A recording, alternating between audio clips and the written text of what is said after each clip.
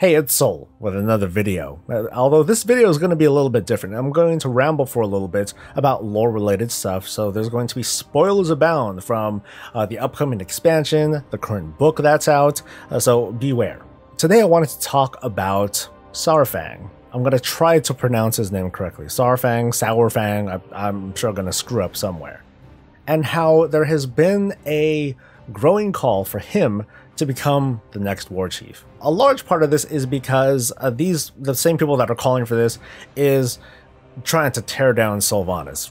She sucks as a Warchief, she's evil, she is committing atrocities, she's a terrible person, she is not my Warchief. I forgot the hashtag, whatever. Saurfang, on the other hand, embodies what is an orc, which is all about honor and pride in their people and other such things. Those are the things that define the Horde, according to those critics. And I disagree. Okay, maybe I don't disagree, but I think that there is a lot more to that. The Horde is a more complicated organization than a bunch of green dudes and trolls and animal guys, cows, goblins, etc, etc, etc. The Horde is a gang of the unwanted, the persecuted, maybe even the hunted. So are the Draenei, but we're just talking about the Horde here. But the Orcs have been the ones in power for however many number of years. Or I should say Thrall was in power for a number of years. And then Garrosh, who was another Orc, who had his own style of leadership. His style was super nationalist, to the point where he put down the other races. He saw them as lesser, and he treated them outwardly as such. And that is one way how you definitely get overthrown in the Horde. And then we only very briefly had Vol'jin as Warchief, and unfortunately we just didn't get a chance to see what his leadership style would have been like. I think though that it's a safe guess that Vol'jin would have, for the most part, enacted the will of Thrall back in the day. Bring things back to the way that they used to be.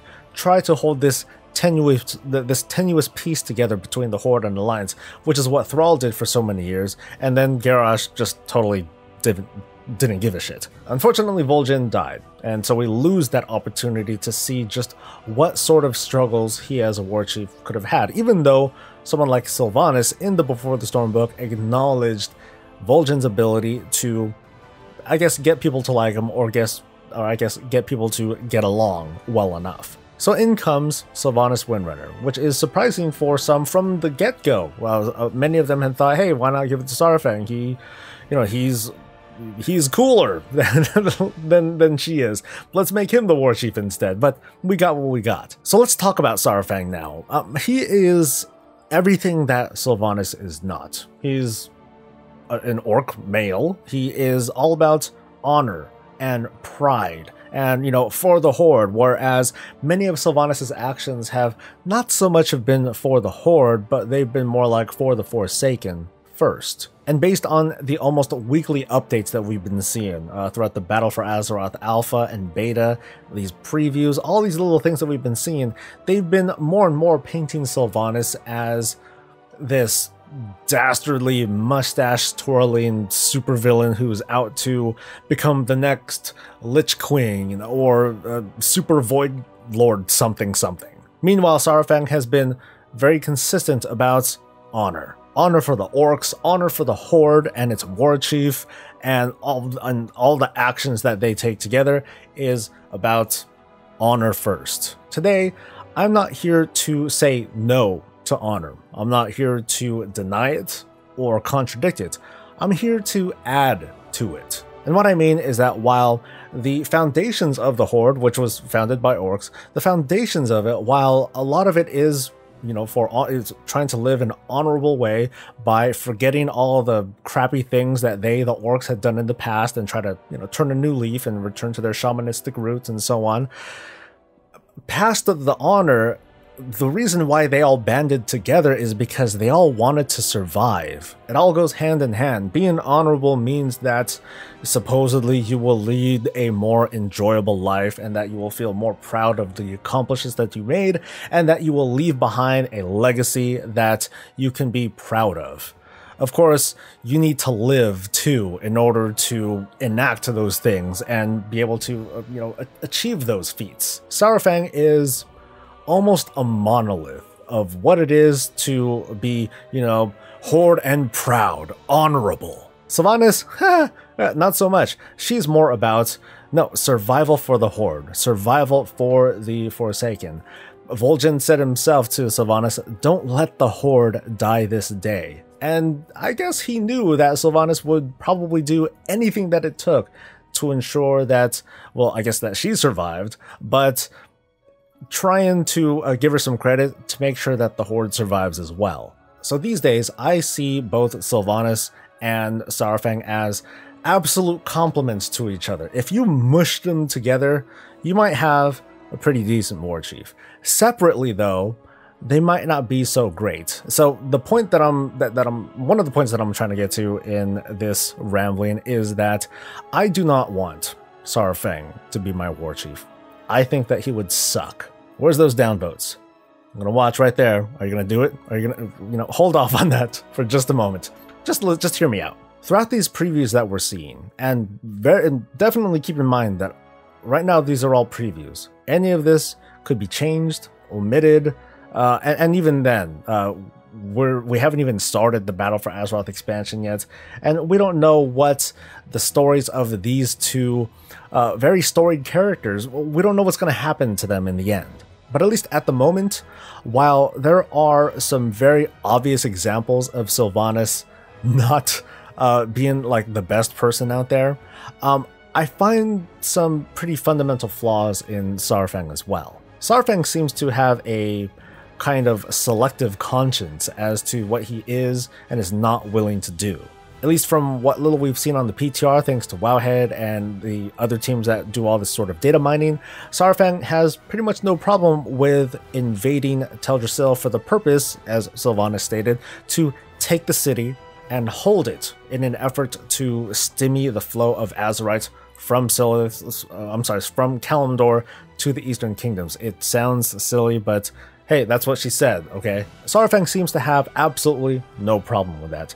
He also appears to not have much of a problem with allowing a city like Azeroth to be razed, as well as have pretty much everyone there killed. Like I said, Saurfang didn't seem to have any problem enacting the will of the Warchief and executing on her plan to take Teldrassil. But throughout the course of this Darkshore campaign, he does appear to have his misgivings or disagreements or just things that he doesn't feel right about. One of the more notable things that happens comes from this confrontation between him, Malfurion, Sylvanas, and even us, the champions, who happen to be hanging around there. Thanks to what happens to be an attack from behind, Malfurion is laid low, and Sylvanas instructs Saurfang to finish him off. But it does not, citing that, well, I hit you in the back, that wasn't fair, so I'm gonna let you go. It's not like he was nice about it, he was just like, hey Toronto, you better hurry your ass up and go, otherwise I'm gonna change my mind and finish the job. Something like that. But he offered mercy. That gives us a glimpse as to what his sense of honor is. It's almost romanticized. And here's another example. During the battle for Lordaeron, as the Alliance is preparing to storm the Undercity, Saurfang stands in their way. He's like, nope, you're not gonna pass, yada yada yada, let's get into a fight. By himself, he fights a bunch of people all at the same time, including the champion. Alliance beat him up, and he's like, finish me. Okay, so what makes that okay that you can fight like a whole bunch of people at once, and then when you lose, you're like, oh, finish me. But when you hit someone in the back, it just doesn't make a lot of sense to have that sort of double standard. I'm sitting here legit, I'm trying to explain it away or wave it off by saying, oh, well, okay, maybe Saurfang was kind of out of the picture when Sylvanas and Malfurion were fighting, or maybe those two said, hey, let's duel one-on-one, and then Saurfang comes from behind from anyway. I don't know. It just doesn't make sense to me that Saurfang would go suicide by alliance or something like that. The thing that has me really bothered about Saurfang is something that we've learned months ago when we first started to get into the Battle for Azeroth Alpha, and we learned about the break-in to the break-in to the Stockades. We try to get Saurfang out, and he refuses to go. He basically says that he doesn't want to serve Sylvanas' Horde and instructs us, the champions, the players, to go off and complete our actual mission. Saurfang opted to stay behind, and I can't really explain my way out of it, but to me that sounds more cowardly than honorable. I can see where the counter arguments are coming from pretty clearly. Saurfang just doesn't want to participate in a horde that is run by Sylvanas, who does all these questionable, unethical things. That makes sense, but to me it also dismantles the idea of honor in part of Saurfang, because part of being honorable is being dutiful, and there is no orc that defines that better than Nazgrim. General Nazgrim, before he, died and became a Death Knight, he was, super orc proud through and through. Strength and honor, blood and thunder, that sort of thing. He was a soldier. He served under Thrall without question. He served under Garrosh without question. He died fighting for Garrosh, not even fighting for Garrosh, he died fighting for his Warchief. I see that as another form of romanticized honor or romanticized duty, in this case for the Warchief. Saurfang doesn't seem to represent that. He represents honor that is more about himself. That's important too, by the way, having a sense of dignity. But when it comes to being kind of like the number 2 person in the Horde, that doesn't sit well. That's not what I would call inspiring, and I think that the community would be split when it came to like a trial for Saurfang. He can, I don't know if it would be successful or not, but he can be painted as a deserter. A coward who, instead of trying to fix things internally, like the Desolate Council wanted to try to do with Sylvanas, he opted to just let himself, well, okay, maybe not let himself be captured, but refuse to return. I don't know where I'm going with this. This is, like I said, this is me just kind of rambling, but I don't want to insert Blizzard and their writers into this and say, oh, well, it's just Blizzard's crappy writing, because I don't like going into that subject, because for me that makes it boring. It makes it not talking about Saurfang as a character, but we're talking about Blizzard as a writing team, and that's not where I want to go. But I'm just not very happy with how Saurfang the character is doing. He seems inconsistent, selectively honorable, and only obeying the Warchief when it seems to be honorable, when it seems to suit him. I think that risks being selfish. I love the character. I think is cool and awesome, and all the memes about him are something that I don't want to just let go of, but I'm very concerned about about what his end story is going to be. I said a while back that I hope that Saurfang goes on this kind of personal journey and tries to discover for himself, what is the Horde these days? Is it this organization that is just trying to do the right thing and be honorable, or is it at its core just a group of races that are just trying to get by and trying to survive first, and then worry about the honor stuff? I suppose that in conclusion, I will go back to kind of what I wish. I kind of wish that Saurfang and Sylvanas would run the Horde together. It sounds incredibly unlikely. Hell, I'm sure Nathanos would be like really, pissed off about something like that. But I think that if Saurfang were to come back, that gives an opportunity for something like that to happen.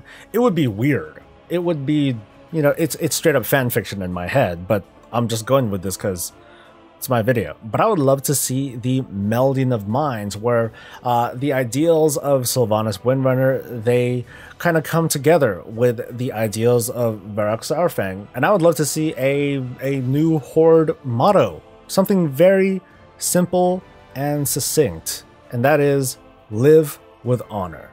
Thank you very much for listening to this whole ramble fest of mine. I hope most of it made sense. Please like this video if you enjoyed yourself, and please support the channel the best way you know how, so I can keep giving you more of this and all things Warcraft. I'll see you in the next video. Until then, stay safe, stay happy, and stay breezy.